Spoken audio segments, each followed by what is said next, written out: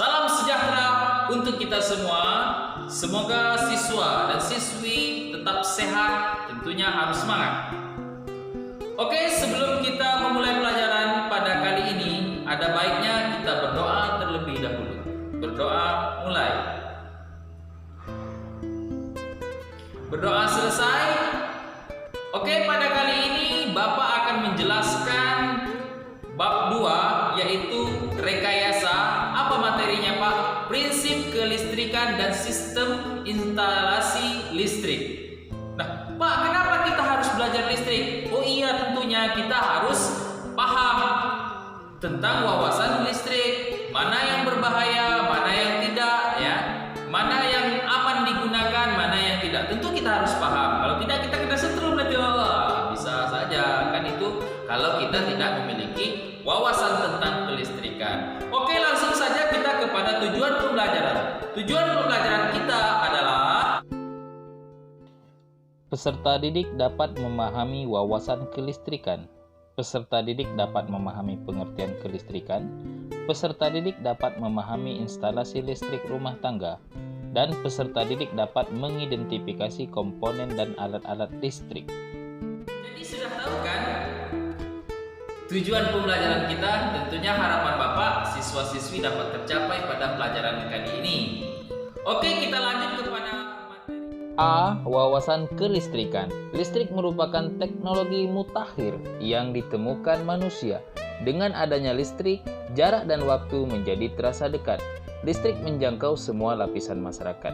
1. Pengertian kelistrikan adalah sifat benda yang muncul dari adanya muatan listrik. Ada dua jenis muatan listrik, yaitu muatan listrik negatif dan muatan listrik positif. Apa itu listrik negatif dan listrik positif?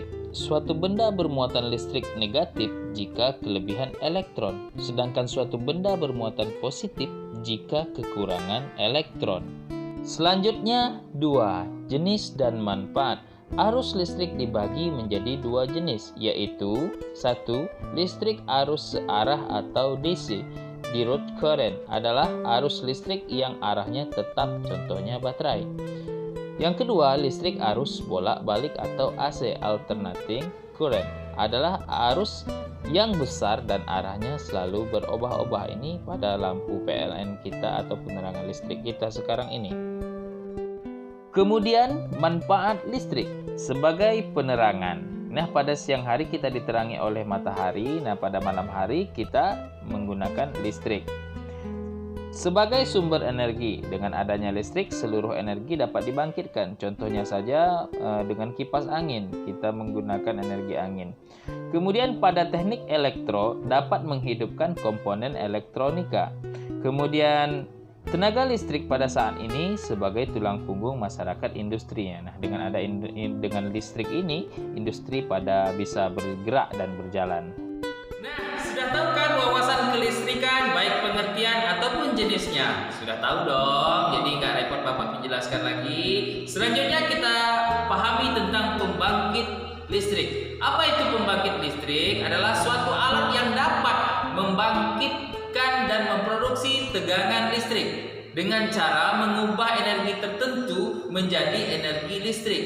Nah, contohnya adalah PLTA, pembangkit tenaga listrik air, ya. Ada juga pembangkit tenaga listrik uap, ada juga pembangkit tenaga listrik angin, ya. Ada juga pembangkit tenaga listrik cahaya matahari atau surya, ada juga pembangkit tenaga listrik nuklir, ya, nuklir.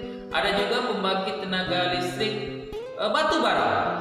Nah, itu contoh-contoh dari pembangkit tenaga listrik. Nah, di Indonesia banyak sekali, ada batu bara, ada air. Contohnya di Kampar. Di Kampar itu ada bendungan, ya, untuk membangkit tenaga listrik. Nah, ada juga di Tembilahan itu atau di Inhil PLTU, ya, uap, ya, dengan penggunaan batu bara juga sih, ya. Nah, itu bantuan untuk menguapkan atau memanaskan air menggunakan batu bara. Selanjutnya B, instalasi listrik rumah tangga. Apa itu, Pak? Instalasi listrik rumah tangga seperti di sekolah, di rumah, adalah suatu rangkaian yang menghasilkan sebuah aliran listrik. Ya, bisa sebuah lampu, Ya, bisa sebuah cok ke arah ke TV, ke arah mesin cuci, ke arah kulkas. Nah, itu adalah tentang listrik rumah tangga. Nah, apa saja komponen-komponennya? Kita sering jumpai Komponen yang pertama yaitu adalah bargainser, alat yang berfungsi sebagai pembatas daya listrik yang masuk ke rumah tinggal dan juga berfungsi sebagai pengukur jumlah daya listrik yang digunakan. Ada 3 bargainser MCB. Nah, MCB ini yang ada pada meteran kita itu. Jika lampunya membalik, dia akan berbunyi tak gitu. Kemudian ada juga meteran. Nah, meteran itu yang menunjukkan KWH-nya atau angka-angkanya di sana. Nah, ada juga di situ adalah spin control. Nah, kalau kamu lihat meteran kamu itu ada yang berputar-putar. Nah, itu berfungsi mengontrol penggunaan daya dalam rumah tinggal kita. Selanjutnya adalah pengaman listrik. Berfungsi untuk memutuskan rangkaian listrik apabila terjadi gangguan pada listrik rumah tinggal. Ada 2 jenisnya, yaitu skring dan MCB. Nah, seperti pada meteran juga ada MCB. Nah, di dalam rumah kita itu ada juga MCB terpisah dari meteran. Berikutnya adalah saklar. Berfungsi untuk menyambung atau memutuskan aliran listrik pada suatu penghantar. Nah, biasanya ini terdapat di dinding-dinding rumah kita untuk menghidupkan lampu jika tegangan listriknya yang tinggi ya. Untuk yang saklar kecil ini biasanya pada mainan ataupun pada alat-alat elektronik tertentu yang tegangannya listriknya sudah diatur atau rendah. Nah, selanjutnya adalah komponen listrik stop kontak. Berfungsi sebagai muara hubungan antara alat listrik dengan aliran listrik. Nah, ini kita kalau sekolah sering kita jumpai untuk menghidupkan infocus. Nah, ini adalah bahasa lainnya cok sambungnya mana gitu ya. Kemudian adalah steker. Nah, steker ini berfungsi untuk menghubungkan alat listrik dengan aliran listrik. Sama sih sebenarnya dengan stop kontak tadi, cuma beda. Steker ini adalah colokannya itu untuk masuk kepada muara stop kontak tadi. Nah, yang steker ini terbagi menjadi 2. Kalau untuk yang besar biasanya untuk alat-alat elektronik yang besar seperti mesin cuci, kemudian kulkas itu cok stekernya sangat besar. Kalau yang untuk yang kecil-kecil biasanya charger HP, radio dan sebagainya. Nah, sesuai dengan tegangan listrik yang dikeluarkan. Nah, kemudian adalah kabel. Nah, dalam kehidupan sehari-hari kita sering menjumpai namanya kabel ini. Ada beberapa tipe. NYA, kabel berisolasi PVC berintikan 1 kawat. Nah, ini biasanya yang untuk kita pasang listrik yang ada di plafon rumah kita atau di dinding rumah kita. Keras ya, diisi dalamnya 1 tunggal itu. Kemudian ada NYM, kabel berisolasi PVC berintikan kawat lebih dari 1. Nah, jadi dalam 1 kabel itu ada 2 ya, lebih dari 1.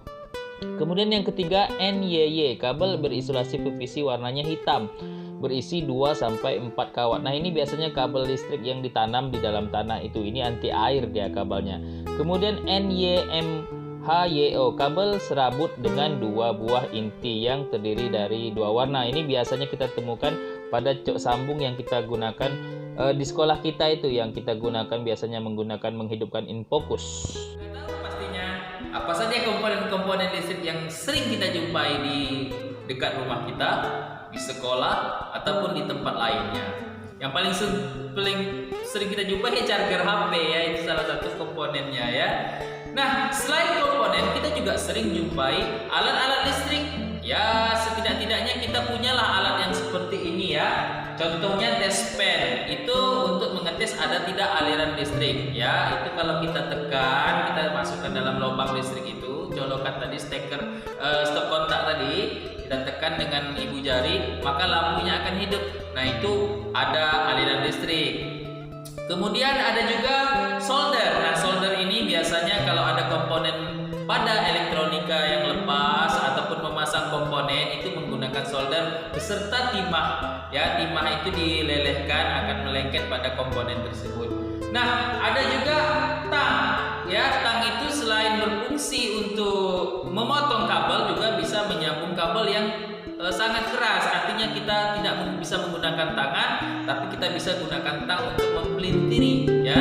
Kemudian ada juga obeng. Nah, obeng itu berfungsi untuk memasang atau membuka komponen elektronik yang menggunakan menggunakan baut atau skru. Demikianlah materi kita kali ini. Mudah-mudahan wawasan kelistrikan kita bagus ya, sehingga kita dapat